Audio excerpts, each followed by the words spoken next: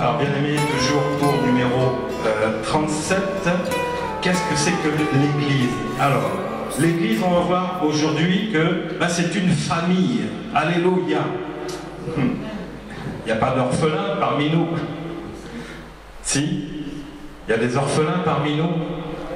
Eh bien, en Christ, tu n'es plus orphelin. Dans le monde, tu es orphelin, mais quand tu rentres en Christ, tu deviens une nouvelle créature. Les choses anciennes sont passées, toutes choses deviennent nouvelles. Donc, c'est-à-dire que nouvelle, tu as une nouvelle famille. Et qui aura une importance vraiment très, très importante. Très importante. Genre, à 2 h du matin, tu as un problème. Tu peux appeler tes parents. Si tu as des frères et des sœurs, tu peux les appeler, n'est-ce pas? Mais quand tu es en Christ, bizarrement, c'est eux vraiment que tu vas appeler. Bizarrement. Parce que tu as une nouvelle famille avec laquelle tu partages plus de temps que ta famille de sang et de chair. Cette famille-là, c'est celle sur laquelle tu peux appeler à 2 h du matin pour dire, appeler le pasteur ou les 5 ministères. Je dis les 5 ministères. Priez pour moi. Il y a quelque chose de grave, venez. Peut-être c'est monsieur, madame, ils sont en train de tout casser dans la maison parce que monsieur a commencé à boire. Il est en train de tout casser et on va appeler qui? Comme c'est des chrétiens, qui on va appeler? Un des 5 ministères. On va plus dire, alors on va changer notre langage. Arrêtons de dire on appelle le pasteur. Parce qu'il n'y a pas que le pasteur dans l'église. Amen. Donc on appelle un serviteur de Dieu. Ok? Donc là, on ne précise pas c'est quel ministère. Voilà. Donc on appelle un serviteur de Dieu dans les 5 ministères pour venir au secours. Qui n'a pas entendu déjà des histoires comme ça? Ou même qui n'en a pas vécu? N'est-ce pas? Ou des fois, la personne se réveille et fait un cauchemar. Elle appelle le serviteur de Dieu. Oh, il lui raconte, et le serviteur dort tranquillement. Au lieu d'appeler son père ou sa mère, non, il va appeler qui? Pourquoi? Parce qu'il sait que la deuxième famille, elle est plus importante que la première. La Bible dit la deuxième maison est plus grande que la première. Ça veut dire que la deuxième famille qui est en Christ est plus grande que la première famille. C'est vrai? Mais la Bible dit qu'on doit honorer ses parents. Mais Jésus a dit, tu dois haïr ton père et ta mère, tes frères et tes sœurs. Il n'y a pas de contradiction pour montrer que là, la deuxième famille, elle est prioritaire. Elle est prioritaire. Mais la Bible dit, si je suis sauvé, ma famille sera sauvée. Donc ça veut dire que ta famille est importante. Mais comment tu vas fonctionner spirituellement dans la famille en Christ? Automatiquement. Automatiquement. Et papa, j'ai appris de tonton qui est sorcier là, il a fait des choses sur moi. Qu'est-ce que ton père va faire? S'il n'est pas chrétien, il va faire quoi? Il dit, je vais aller voir le sorcier là. Et il dit, tu ne cherches pas à toucher ma fille, voilà ma machette qui est là, je vais te découper. Non. Mais qu'est-ce que tu vas faire? Tu vas appeler un des serviteurs de Dieu et puis ils vont prier, ils vont détruire toutes les œuvres du diable. C'est ça la famille. La famille en Christ n'a pas de limite. Mais c'est dit que c'est, tu peux dire, c'est moi qui limite la famille. Dis à ton voisin, c'est moi-même qui limite la famille. C'est moi qui limite la famille. Ah, mon frère, il est tout prêt à venir vers moi, mais c'est moi qui limite la relation avec mon frère en Christ. Amen. Alors que tu es en train de reproduire ce que tu as fait dans ta famille charnelle, tu reproduis ça dans l'église. Mais oui, mais c'est ça. C'est la même chose. Mais on ne doit pas reproduire ça parce que nous sommes des esprits. Alors, en Jésus-Christ, les chrétiens sont appelés des frères et des sœurs. Frères et sœurs. Toi et moi, s'il n'y avait pas eu Jésus, toi et moi, il y a peu de chances qu'on se soit rencontrés. Il y a peu de chances qu'on ait marché ensemble. Parce qu'on n'a rien à faire ensemble. Amen. Rien. Mais en Christ, on devient frères et sœurs. C'est-à-dire, on peut se demander des choses. Et on peut se refuser des choses. Ben oui. Frère, on ne dit pas oui, oui, oui. Hein. Comme j'ai entendu, on est des chrétiens, mais on n'est pas des crétins. Mais la Bible, si tu dis, tu dois donner tout. Donc, il faut tout donner aussi. Là, je vous amène dans les contradictions pour vous montrer que dans la famille, il n'y a pas de limite. C'est nous-mêmes qui limitons par nos habitudes de la famille. Je demande, ma soeur me demande quelque chose, dit non, ben, vois ton mari, hein, moi je ne peux pas. Et en Christ, pareil. La soeur vient te voir, donne-moi quelque chose, tu vas dire, mais on va voir ton mari. Mais non, si elle vient te voir, c'est une raison. Et le mari ne peut pas. Donc elle vient te voir parce qu'elle sait que tu es en Christ. Et que tu peux demander. Bon, maintenant il y a les concours spirituels. Ils savent ça. Hein? Un jour, quand j'avais prêché sur les chemins bibliques de la bénédiction, j'avais reçu une somme importante et j'avais enlevé le 10e. Et le 10e, eh ben, ça représentait un salaire. Donc la somme était importante. Alors j'avais déjà donné ma dîme et voici que je prends ça comme argument pour la prédication et j'ai dit voilà, je fais, je donne. C'était une somme importante. Mais à la fin, vous savez ce qui s'est passé? J'avais prêché, dis toi aussi tu fais, tu auras. Commence dans les petites choses. Cherche pas à attendre que les choses soient grandes dans ta vie pour commencer. Commence par les petites choses et ça va grandir. Après, tu feras les grandes choses. Mais si tu veux commencer par les grandes choses, tu n'arriveras pas. Tu seras bloqué. Donc commence par le b.a.-ba. Donc j'avais prêché. À la fin, il y a quelqu'un qui vient me voir et dit est-ce que tu peux me prêter 1000 euros? Parce que ce que j'avais donné, il y en avait 9 fois plus dans ma poche. Donc il savait cela, il a vite fait son calcul. Il dit, tu peux me prêter 1000 euros? Et je l'ai regardé, je dis, mais t'as rien compris à la parole. Vraiment, t'as rien compris. Je suis désolé, j'ai déjà tout programmé. Parce que là, non, franchement, la parole est donnée. Et toi, au lieu de prendre la parole, tu veux prendre l'argent du pasteur. Non, mais c'est véridique. On est une famille, mais il faut expliquer comment j'ai reçu et comment. Il faut donner le secret. J'ai été béni, je veux que toi tu sois béni. Tu es mon frère, tu es ma soeur, tu as un projet. Fais, viens semer et tu vas voir comment Dieu va ouvrir les portes dans ta vie. Au lieu de ça, non, lui, donne-moi ce que tu as dans ta poche. Ah, là, non, ça ne marche pas. Mais oui. Ah, faut faire attention des fois, hein. Il y en a qui prennent là au mot terre à terre. Au lieu d'être spirituel, lui, il était terre à terre. Moi, j'ai prêché dans la spiritualité, lui, il est rentré dans le terre à terre. Monnaie is monnaie. Ça, c'est clair. Moi, je veux tout de suite. Oh, je ne veux pas semer, attendre que Dieu me donne. Non, toi, donne-moi tout de suite. C'est pas ça la Bible.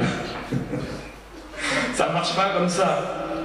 Alors, sans Christ, c'est vrai, comme j'ai dit, se rencontrer, être ensemble, c'était peut-être impossible. Mais en Christ, nous formons la famille que lui seul a pu réunir. Nous sommes là, c'est parce que c'est Jésus qui nous a réunis. Amen. Et il n'a pas fini. Et ce qui est extraordinaire dans la famille, c'est que cette famille-là, elle n'a pas de limite. Ce que tu vois là, c'est une partie de ta famille. Et tu vas découvrir encore. Tout ce que Dieu va rajouter. Hein, comment on les appelle? Des sacrifices. Non, ce qu'on a dit tout à l'heure, c'était quoi? Les victimes spirituelles. Voilà, ce sont eux tes frères et tes sœurs. Alors, Jacques 2, versets 14 à 16, mes frères, que sert-il à quelqu'un de dire qu'il a la foi s'il n'a pas les œuvres? Cette foi peut-elle le sauver? Si un frère ou une sœur sont nus et il manque de la nourriture de chaque jour et que l'un d'entre vous leur dise eh, va en paix, chauffez-vous et rassasiez-vous, et que vous leur donniez pas ce qui est nécessaire au corps, à quoi cela servira-t-il? C'est ça. Être frère et sœur, c'est, tu ne vas pas dire, tu sais qu'il n'a rien et tu sais que toi tu as ce qu'il faut. Et à la fin du culte, ah, que Dieu te bénisse, va en paix. En fin de compte, lui, il retourne dans sa maison où il y a tous les problèmes parce que son frigo il est vide. Toi, tu rentres, ton frigo est plein. Donc, les frères et les sœurs, c'est ça. C'est faire les œuvres. Oh, on ne porte pas le même nom de famille. Oui, mais en Jésus-Christ, tu portes le même nom de famille qui est la famille de Jésus-Christ. Donc, tu dois l'aider. Et vous savez que cette assemblée a un des fondements importants, c'est cela, les œuvres. On met en place des œuvres. Et c'est très facile. Amen. Vous voyez que c'est très facile. C'est vrai ou pas? Est-ce que c'est facile? Quand on amène la corbeille des offrandes, j'en mets. Et quand vous voyez à côté la corbeille de l'aide alimentaire, vous voyez quoi dedans? Dans les offrandes, vous ne voyez même pas le fond. Il y a plein de billets, mais dans le fond de la corbeille, là, vous voyez que le fond. Il n'y a rien. Rien. Et on est des frères et sœurs en Christ. Mais on ne pratique pas. On ne pratique pas la parole.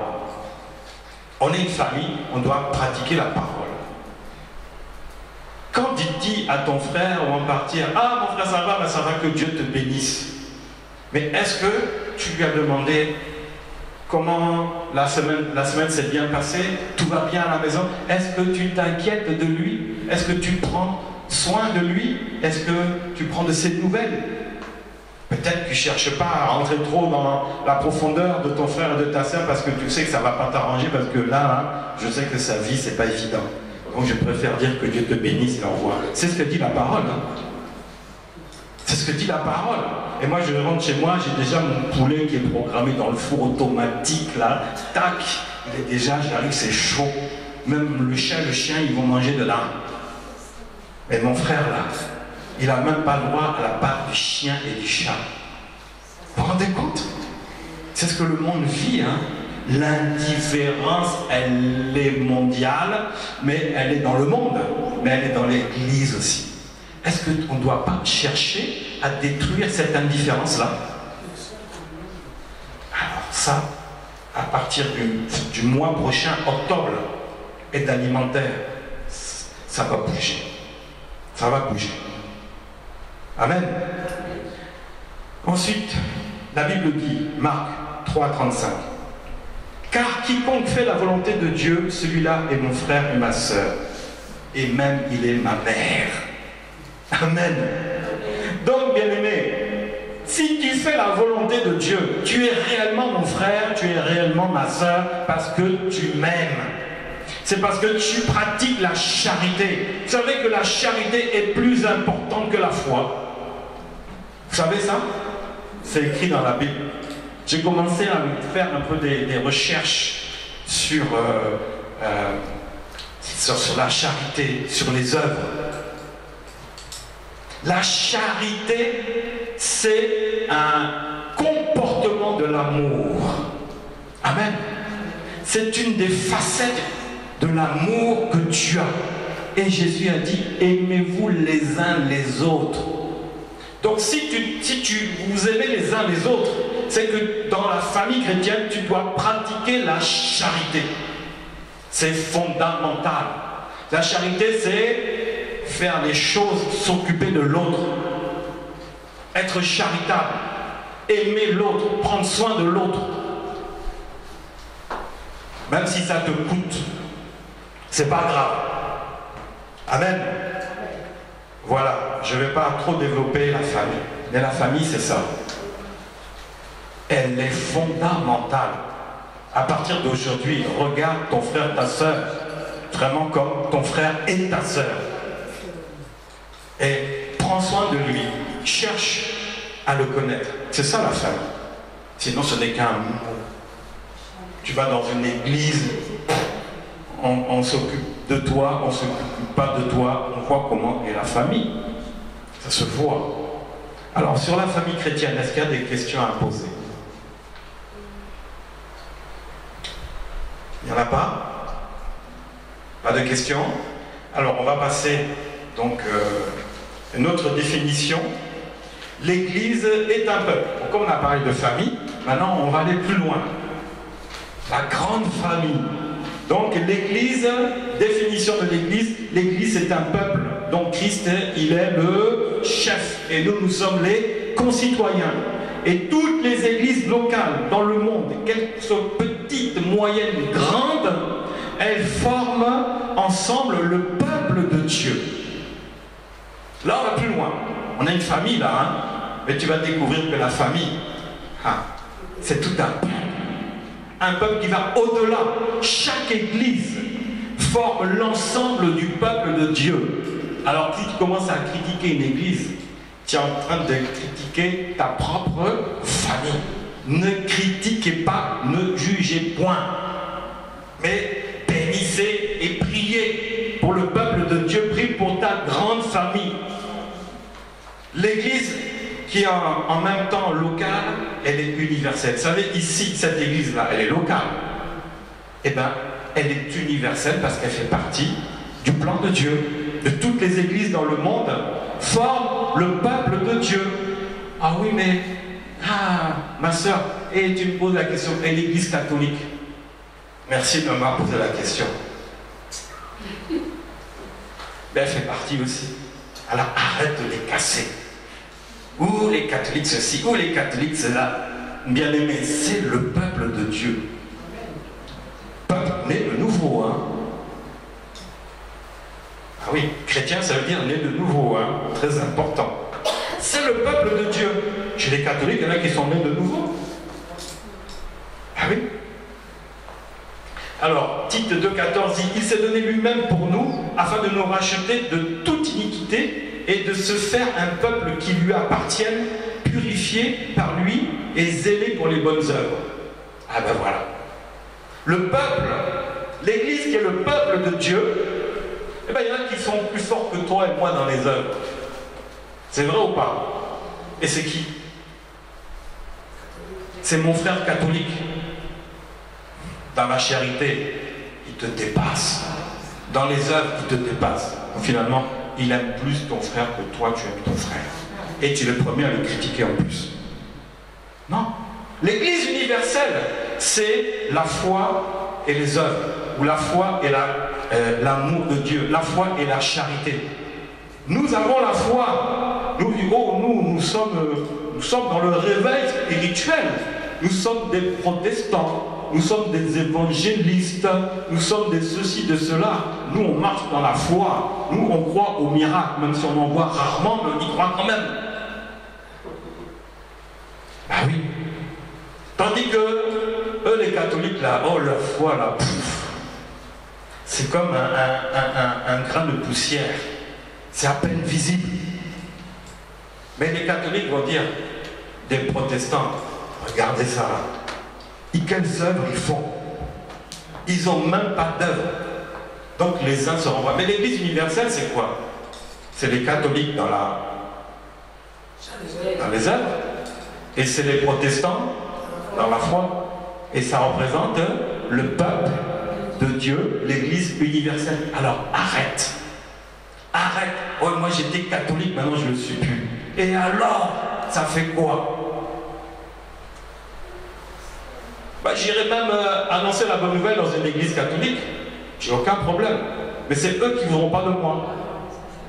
Alors qu'on est le peuple universel. Mais c'est ça. C'est ce que moi j'appelle ça la guerre dans la religion. Il y a la guerre des religions, mais il y a la guerre chez les chrétiens. Et les premiers chrétiens qui se persécutent, c'est entre eux d'abord. entre eux. Bon, on ne va pas remonter christianisme, protestantisme, les bagarres, tout ça, les morts qui sont morts. On y viendra après. Et depuis, ils sont fâchés entre eux.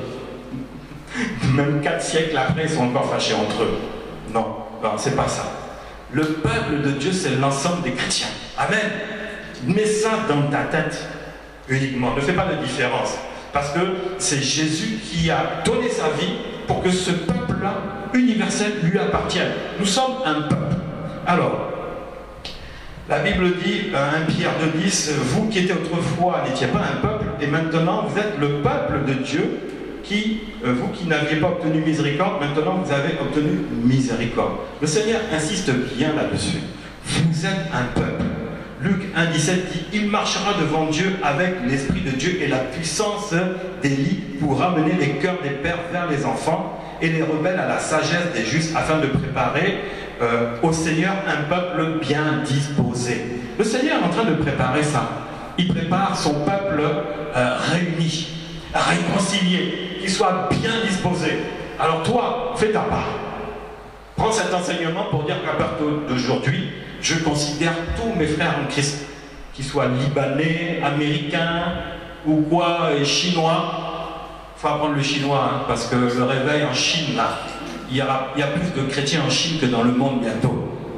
Donc les ministères, il faut qu'ils apprennent le chinois pour aller envoyer l'évangile là-bas qui se répand à une grande vitesse. Donc tes frères, là, tu diras beaucoup de chinois dans tes frères. Ah oui, même si tu as l'habitude d'aller dans Paris 13e, mais là, tu vas voir des Chinois en masse, comme tes frères et des sœurs. Mais le peuple de Dieu, c'est pas un peuple communautaire, c'est un ensemble de communautés. Oh, cette église-là, c'est une communauté africaine. Oui, et alors? Et l'autre, c'est une communauté européenne. Oui, et alors? Ah, on ne peut pas se mélanger. Ah bon? C'est écrit où? Arrière de moi, Satan. Ça, c'est des choses diaboliques. Non, nous sommes un peuple uni. Quand je suis arrivé la première fois dans l'église, j'étais le seul blanc. J'avais ce raisonnement. Je dis, mais tu viens d'Afrique, il n'y a pas beaucoup de blancs. Tu arrives en France, tu es chez toi, et tu vas dans les églises, il n'y a aucun blanc. Je dis, mais c'est quoi ce problème qui te suit partout là? Pourquoi? Je dis, je vais rentrer. En plus, l'église, là, tu descendais des marches, tu rentres dans une cave. Donc tout était fait pour que je fuis. Mes pensées. Mais la pensée de Dieu me disait, mais tu veux être guéri, non? Tu as besoin de quelqu'un, tu es venu pour quelque chose, quel que soit l'endroit. Viens, c'est là que le Seigneur va faire. Ne regarde pas qui est qui, quoi. Non. C'est pas ça. Et je suis resté un dimanche, 2 dimanches, 3 dimanches, 4 dimanches, et j'ai eu mon miracle. Amen. Mais si j'avais regardé aux apparences, donc moi j'en ai marre des Africains, j'ai passé 8 ans en Afrique là. Quand tu es au marché, là, c'est toi, tout le monde te regarde parce que tu es le seul blanc au marché. Je suis fatigué. Maintenant, je vais retrouver chez les miens pour qu'on ne me regarde plus. Pas de chance, tu rentres dans une église et en plus, on te nomme pasteur et tout le monde te voit. Parce que là, tu es devant. Dis non. Mais le peuple de Dieu, c'est ça. Ne regarde pas. Ne juge pas. Et même chez les Africains, oh, moi je suis de tel pays, moi je suis de... Même il y a la guerre entre les pays, même dans l'église. J'ai entendu des aberrations. Oh, il y a eux là. Dis quoi? Mais c'est ça la famille. Ils se bouffent entre eux. Même ils sont africains, ils se détestent entre eux-mêmes. C'est quoi la famille? C'est quoi le peuple de Dieu? Non mais c'est grave. Satan a mis les frontières et vous êtes tombés dans les pièges des frontières. La Côte d'Ivoire n'aime pas le Bénin. Et ceci et cela, l'Ivoirien ne veut pas marcher avec le Béninois ne veut pas marcher avec le Camerounais. Non mais on est où? Et du coup on trouve ça dans l'église. Oh les Aïrois, oh les Camerounais, oh les Congolais. Non mais, peuple de Dieu, hein? C'est le peuple de Dieu. C'est fort. Moi, je ne marche pas avec un Congolais. C'est mon frère en Christ, mais non, je choisis. Non, ah bon? Non, ne regarde pas à ça. Ne regarde pas à ça. Acte 2, 47, et tu vas comprendre. Louant Dieu et trouvant grâce auprès de tout le peuple, le Seigneur ajoutait chaque jour à l'église ceux qui étaient sauvés. Alléluia. Et ceux qui étaient sauvés lui disaient, toi, tu es Libanais. Non, non, non, non, non. Oui, bon, toi, tu es Israélien. Rentre. Nous, on ne veut pas des Libanais. La Bible dit que Dieu rajoutait tous ceux qui étaient sauvés, tous. Est-ce qu'on regardait son origine? De quel pays venait? De quelle ville? Même en France. Il y a telle région qui n'aime pas telle région. Les Parisiens, on les déteste. Va en Bretagne, Parisien, tête de chien. Parigot, tête de veau.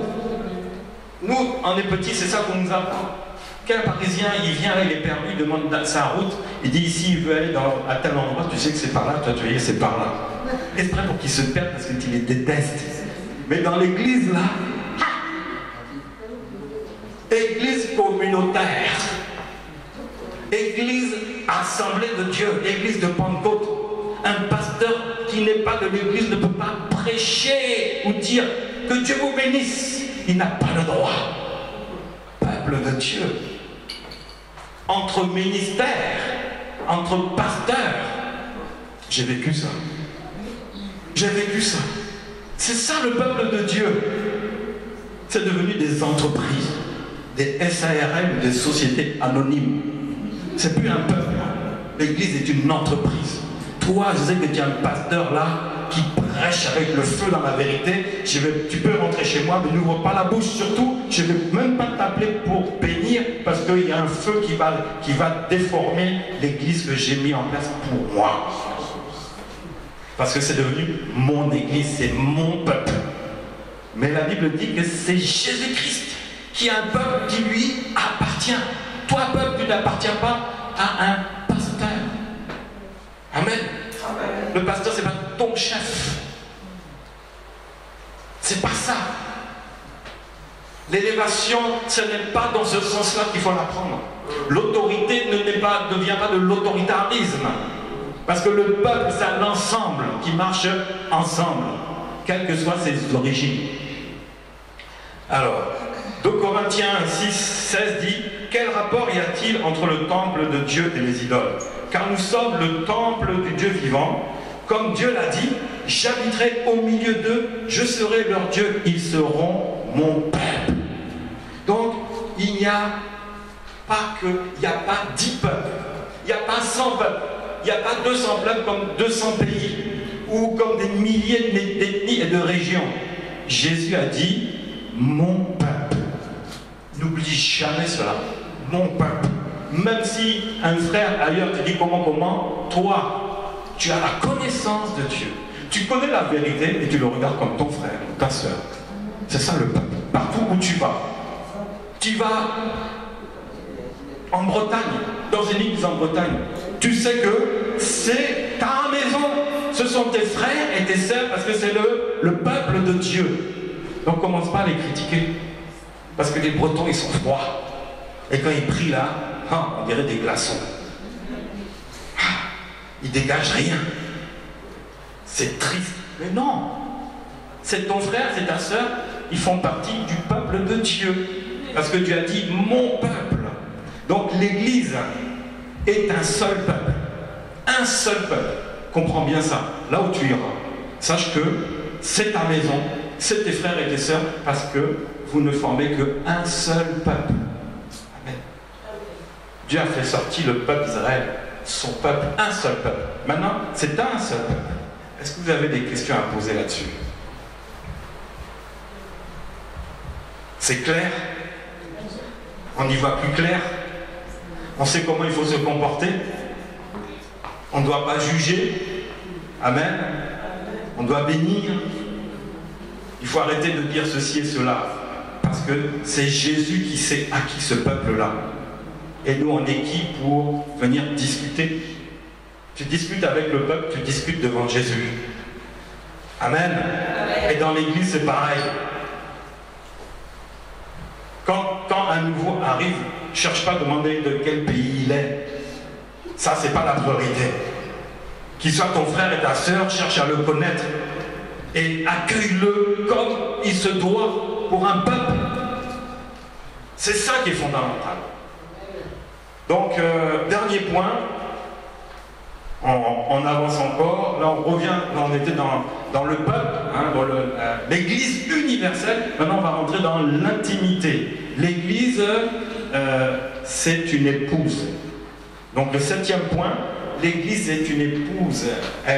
On la compare à une vierge. Alors, et qui est l'époux?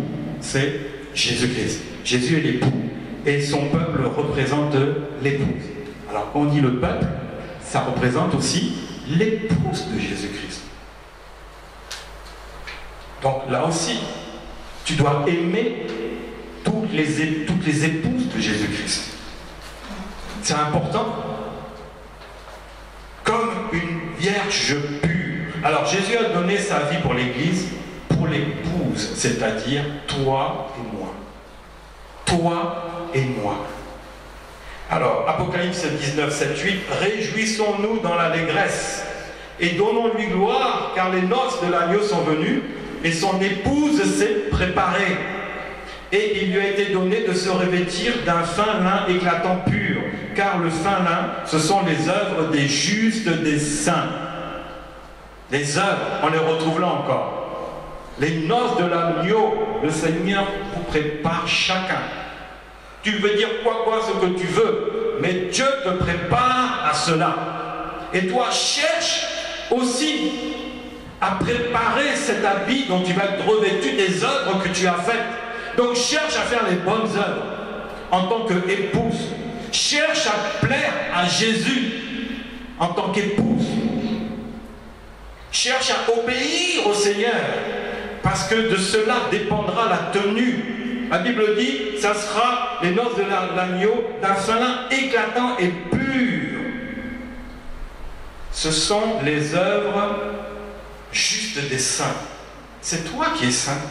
Dans l'assemblée des saints, n'es-tu pas saint? Et tu dois porter des œuvres. Et elles sont quand les œuvres que l'on porte en tant qu'épouse? C'est ta préparation. C'est ici tu dois te préparer. Tu dois faire les bonnes œuvres ici. Tu dois marcher en conformité avec la parole du Seigneur pour te revêtir des bonnes œuvres, afin de te préparer aux noces, les noces de l'agneau. 2 Corinthiens 11 dit, car je suis jaloux de vous, d'une jalousie de Dieu, parce que je vous ai fiancé à un seul époux, pour vous présenter à Christ comme une vierge pure. Bon, l'image de la vierge pure, c'est ce que Dieu veut que nous soyons aussi, que nous nous purifions, que nos vies soient purifiées, parce que tu ne peux pas être impur et être marié à Jésus qui est pur, n'est-ce pas? Et le Seigneur t'amène et t'appelle à te purifier, parce que tu es saint et tu dois te sanctifier à chaque fois, parce que l'époux est saint, l'épouse doit être sainte, les deux marchent ensemble. C'est fondamental. Éphésiens 5, 22 à 33, alors ça c'est un passage qu'on utilise beaucoup pour les mariés. Là, Jésus compare l'Église à une épouse, et il compare aussi, il veut que l'homme fasse de la même chose envers sa femme. Alors on va lire un passage, femme, que chacune soit soumise à son mari. Alors là, c'est là que, oh là là, j'ai entendu un grincement de dents. Femme, que chacune soit soumise à son mari. Même mon mari là, bon, je me soumettre à quelqu'un qui n'est pas, hein? Et beaucoup pensent, non, on est au XXIe siècle, la femme est libérée. Pourquoi elle doit être soumise à son mari? Je vais te dire, bien-aimé, c'est spirituel. C'est pour les chrétiens. Quelqu'un qui n'est pas chrétien, tu lui dis ça, mais il va te rire au nez. Il va dire, mais toi, tu viens d'où? Du Moyen-Âge. Tu marches encore, tu es esclave de ton mari. Mais c'est normal, tu parles à quelqu'un qui n'est pas spirituel. Est-ce que ça le concerne? Ça le concerne. Il s'adresse à qui? À celui qui est en Christ. Et toi, tu vas appliquer ça à un païen. Mais qu'est-ce qui va se passer? Mais attends, c'est qu'il va te renvoyer dans la figure, là. Dis, mais toi, tu es un attardé ou quoi? Quoi? Tu dois obéir, mais tu sais pas que la femme travaille, la femme est émancipée, que la femme peut faire ceci, cela. Oui, mais tout ça, c'est dans le Seigneur. C'est dans le Seigneur que ça se passe. Alors que chacune soit soumise à son mari, comme au Seigneur. Est-ce que tu es soumis au Seigneur? Ah, tu n'es pas sûr, tu ne réponds pas. Oui, tu es soumise. Sinon, tu ne serais pas là. Amen. Donc, tu es soumise au Seigneur. Donc, il dit, sois soumis aussi à ton mari. Mais tu es soumise au Seigneur de quelle manière? Tu es le temple, non, au Seigneur, pas à ton mari. Tu as dit, ah, ça, non, non. Tu es soumise au Seigneur de quelle manière? Esprit à esprit, on parle de la spiritualité. Tu es spirituel. Le temple de la spiritualité, c'est toi. Donc, comme tu es soumis spirituellement à Jésus, tu lui obéis dans tous les sens parce que c'est le spirituel. Mais la femme à son mari, c'est la même chose. Donc, voyez, nous, en tant qu'épouse, on doit être soumis au Seigneur. Car le mari est le chef de la femme. Ah, ça c'est le verset qui tue. Les femmes, là, elles ne supportent pas. Tu es le chef de moi. Hein? Ah, mais c'est spirituel encore. Et les maris, c'est vrai qu'ils aiment trop rentrer dans le concret, hein, dans la chair. Mais c'est pas ça. Jésus n'est pas rentré dans la chair. Et l'homme ne doit pas rentrer dans la chair. Il doit d'abord rentrer dans l'esprit, et l'esprit va soumettre la chair. Mais si tu rentres dans la chair, l'esprit ne pourra pas arranger la chair. Et du coup, tu vas marcher charnellement. Et là, le chef, là, il va recevoir. Toi, tu es le chef, d'accord, tu m'obéis à faire ça, mais quand tu me demandes quelque chose, je te dis non. C'est-à-dire que je me venge de toi. Ce que tu veux, là, tu ne l'auras pas. Parce que toi, tu es mon chef, mais tu ne te comportes pas comme Jésus-Christ. Ça, bien aimé, c'est pas charnel, c'est spirituel. Et la conséquence est charnelle, c'est fondamental. Comme Christ est le chef de l'Église qui est son corps, et dont il est le sauveur. Or, de même que l'Église est soumise à Christ, voilà. L'Église est soumise au pasteur. Amen. Mais vous le faites. Mais vous le faites. Beaucoup d'églises sont soumises au pasteur. Peut-être d'où tu viens. Tu te prosternais à genoux devant le pasteur. C'est vrai ou pas? Moi, quand j'ai vu une sœur, au début, je ne vais pas la nommer, j'étais assis tranquille là, le culte se finissait, j'avais une prêcher, une sœur qui arrive, elle se met à genoux pour moi, devant moi. Je dis, mais qu'est-ce que tu fais là? Ah ben, je veux que tu pries pour moi. Elle dit, mais mets-toi debout. Mets-toi debout, c'est quoi ça? Ah mais dans l'église où j'étais, c'est comme ça, on doit se mettre à genoux devant le pasteur. Ah non, tu te prosterneras que devant Dieu. C'est tout. Comment? Ça peut être un signe de respect aussi, pas forcément. Ça peut être un signe de respect vis-à-vis de son pasteur. Oui, alors le pasteur va rectifier comment est le respect. Reste debout. Et puis, il y a... Non, cette forme de respect là, c'est ce qu'on vous... Non. Non, non. Il y a trop d'églises qui dérapent là-dedans. Hein? Et puis on va essayer de couvrir. Oui, on va essayer de donner une raison. Il n'y a pas de raison à cela. Le respect peut s'exprimer de plein de manières, mais pas de cette manière-là. Parce que Jean en a fait l'expérience. Et l'ange a dit non, surtout ne te prosterne pas devant moi. Et c'était un signe de respect, de crainte. Ne te mets pas à genoux seulement devant le Seigneur. Là, tu peux te prosterner parce que c'est l'époux. Toi, tu es l'épouse. Ça, c'est fondamental. Mais que chacun aime sa femme comme Christ a aimé l'Église. Amen. Alors là, c'est ce que les femmes rendent au mari maintenant. Aime-moi comme Jésus aime l'Église. Oui, pasteur Ruth. Oui, je voulais savoir s'il y a un contraste quand la Bible parle de l'épouse dans un autre verset. Il parle aussi de l'Église comme la fiancée. Oui. Je voulais savoir pourquoi épouse après fiancée. Pourquoi dans un autre chapitre, il parle de l'Église comme la fiancée et l'autre verset, il parle de l'Église comme l'épouse. Bon, ça, fiancé, épouse, ce sont des mêmes termes, ce qui s'amène à être ensemble. On est fiancé et après on devient épouse. C'est une évolution. C'est une évolution. Et tout ça amène dans le même sens. Hein. C'est le même sens. Non, parce que quand il parle des vierges, il parle quand il est fiancé, c'est-à-dire il viendra pour le marier, pour partir avec les maris viendra pour aller prendre, et c'est-à-dire les maris le verra, quand il se verra, c'est-à-dire pour prendre et pour c'est-à-dire Christ vient, ça sera la... Mais la Vierge pure, c'est qu'une image. C'est qu'une image qui représente dans la parabole des 10 vierges. C'est ça. C'est celles qui attendent l'arrivée de Jésus. C'est des époux, c'est la même chose. Tout ça, ça va dans le même sens. Oui. On peut savoir si une fiancée, on la prépare pour qu'elle soit l'épouse. Oui. Donc, le terme épouse, est-ce qu'il vient quand, comme on est là, on est la fiancée, et on est en train de préparer pour être une épouse? Oui, c'est ça, mais la Bible dit son épouse qui s'est préparée. Hein? L'épouse se prépare. C'est-à-dire qu'on est déjà des épouses, mais on attend l'arrivée de l'époux. Mais on n'est pas encore, en contact. Mais spirituellement, c'est déjà ça. Après le contact va se faire.